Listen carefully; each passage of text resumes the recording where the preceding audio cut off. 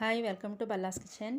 ఈరోజు raw banana అంటే అరటికాయలతోటి ఒక వెరైటీ ఫ్రై ఐటెం చూపిస్తానండి. ముందుగా కావాల్సినవి ఒక 2 ఉల్లిపాయలు తీసుకుని, ఒక 2 పచ్చిమిర్చి కూడా తీసుకుని మిక్సీ జార్లో కచ్చా పచ్చాగా మిక్సీ చేసుకోవాలండి. అందులోనే కొంచెం పసుపు, అల్లం వెల్లుల్లి, ధనియా పౌడరు, రెడ్ చిల్లీ పౌడర్, పసుపు, గరం మసాలా, కొంచెం టేస్ట్కి తగినట్టు సాల్టు, అలాగే కొంచెం కారము.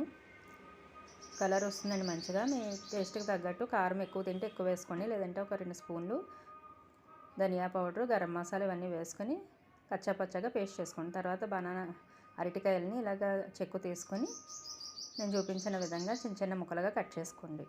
తర్వాత వాటర్లో కొంచెం సాల్ట్ వేసుకొని, ఇవి నల్లగా అయిపోతాయి కాబట్టి వాటర్లో సాల్ట్ వేసుకొని ముక్కలన్నీ వేసుకోండి. తర్వాత స్టవ్ వెలిగించి ప్యాన్ పెట్టుకుని అందులో ఆయిల్ వేసుకొని హీట్ చేసుకొని మనం పేస్ట్ చేసుకున్న ఆనియన్ పేస్ట్ అంతా వేసుకొని మంచిగా ఫ్రై చేసుకోండి. అది పచ్చివాసన అంతా మొత్తం పోవాలండి, లేదంటే ఉల్లిపాయ స్మెల్ వస్తుంది బాగాను. అందుకని బాగా వేయించుకోవాలి. ఆయిల్ అంతా పైకి వచ్చే వరకు ఇలాగ చూసారు కదా, ఇలాగ వచ్చేస్తుంది. ఈ విధంగా ఉన్నప్పుడు కొంచెం పుదీనా, కరివేపాకు ఇవన్నీ వేసుకొని మంచిగా ఫ్రై చేసుకోండి. తర్వాత కట్ చేసి పెట్టుకున్న అరటికాయ ముక్కల్ని ఈ విధంగా వేసేసుకొని అన్నీ బాగా కలుపుకొని మంచిగా ఫ్రై చేసుకోండి. దీనికి కొంచెం ఆయిల్ ఎక్కువే పడుతుందండి, ఎందుకంటే అరటికాయ కదా, ఎక్కువ ఆయిల్ని పీలుస్తుంది. కొంచెం టేస్ట్ కూడా చాలా బాగుంటుంది. ఇది వెరైటీగా ఉంటుంది. ఎప్పుడు ఒకేలా కన్నా అరటికాయ ఈ విధంగా ఒకసారి ట్రై చేయండి.